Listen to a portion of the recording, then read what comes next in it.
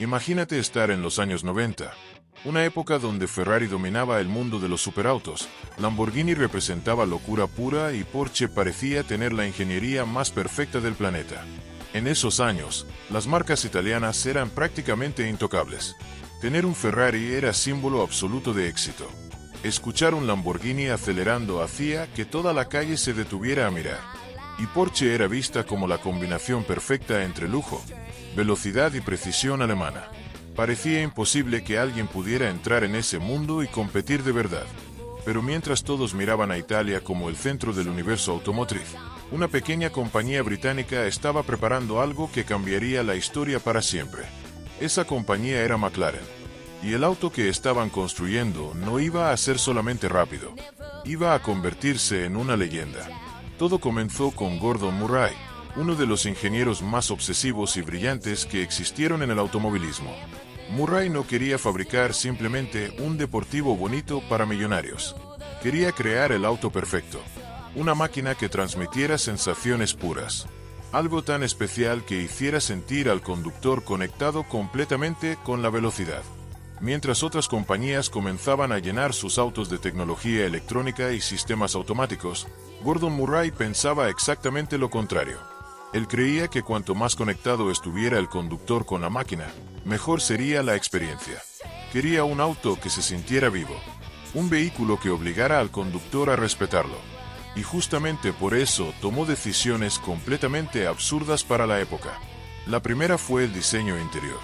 Mientras todos los autos normales tenían el volante ubicado a la izquierda o a la derecha, Murray decidió poner el asiento del conductor exactamente en el centro del coche. Sí, como un Fórmula 1 real. Cuando las personas abrían la puerta del McLaren F1 por primera vez, quedaban completamente impactadas. Parecía una nave espacial. El conductor estaba sentado en el medio, rodeado de fibra de carbono, controles futuristas y una posición de manejo que hacía sentir que estabas piloteando un jet militar.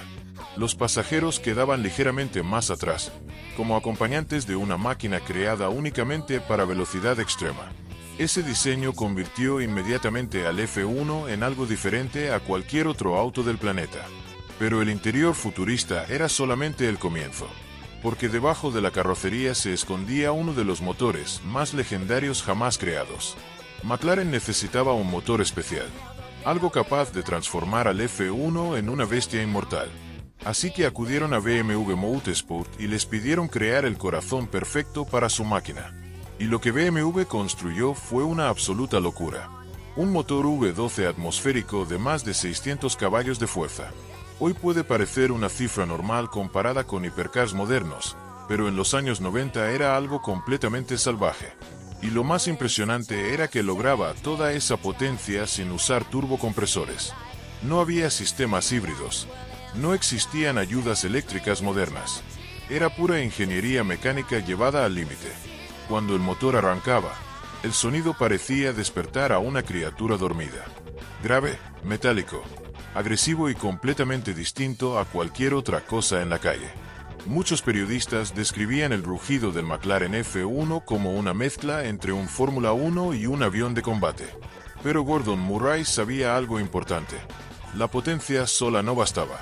Si quería construir el mejor auto de conducción del planeta, necesitaba hacerlo extremadamente liviano. Por eso el McLaren F1 utilizó fibra de carbono en prácticamente toda su estructura.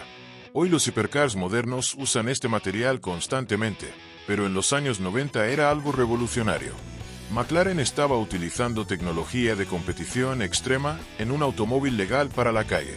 Cada detalle del coche fue diseñado obsesivamente para ahorrar peso. El equipo eliminó piezas innecesarias, perfeccionó la aerodinámica y buscó que cada componente fuera lo más eficiente posible. Pero hubo un detalle que dejó al mundo completamente sorprendido. Utilizaron oro verdadero dentro del compartimiento del motor.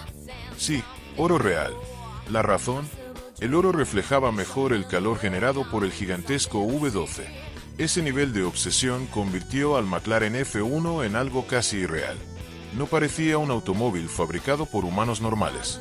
Parecía el proyecto secreto de ingenieros completamente obsesionados con la perfección. Y entonces llegó el momento de descubrir si toda esa locura realmente funcionaba. Cuando los primeros periodistas tuvieron la oportunidad de manejar el McLaren F1, las reacciones fueron extremas. Algunos bajaban del auto temblando. Otros afirmaban que jamás habían sentido algo igual. Y varios confesaban que les daba miedo acelerarlo completamente. Porque el McLaren F1 no intentaba sentirse seguro. Intentaba sentirse puro. La aceleración era brutal. El coche respondía inmediatamente a cada movimiento del conductor. No existían enormes ayudas electrónicas corrigiendo errores.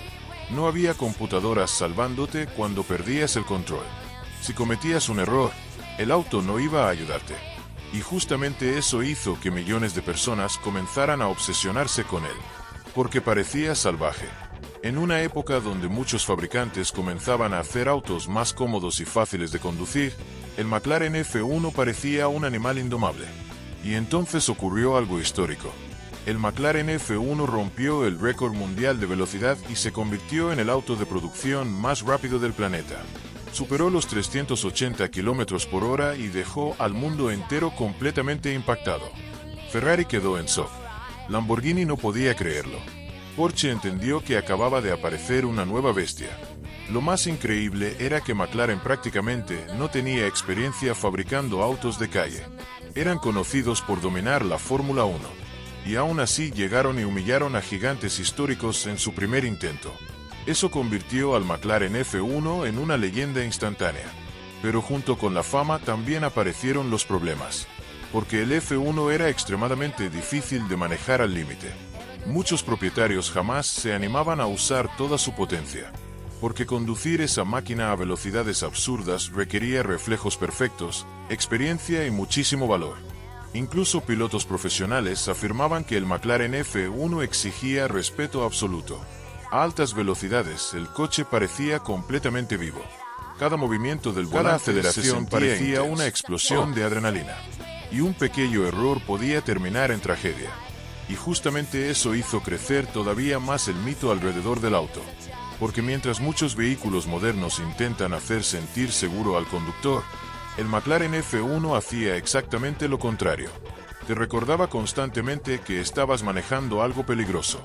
Con el paso de los años comenzaron a fabricarse muy pocas unidades y el coche se volvió extremadamente raro.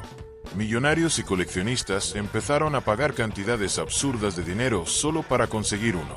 Cada vez que una unidad aparecía en una subasta, Internet explotaba. Porque el McLaren F1 ya no era simplemente un automóvil. Era una pieza histórica. Un símbolo de una época donde la velocidad todavía se sentía peligrosa, salvaje y real. Y lo más impresionante es que incluso hoy, décadas después, sigue siendo rápido comparado con hipercars modernos. Muchos autos actuales tienen más potencia, más tecnología y más ayudas electrónicas, pero muy pocos logran transmitir las sensaciones brutales que entregaba el F1. Porque el McLaren tenía algo especial. Alma. Todo en ese auto parecía diseñado con pasión enfermiza. Desde el rugido brutal del motor hasta la posición central del conductor. Cada detalle estaba pensado para hacerte sentir velocidad de la manera más pura posible. Y justamente eso es lo que muchos fanáticos creen que los autos modernos perdieron.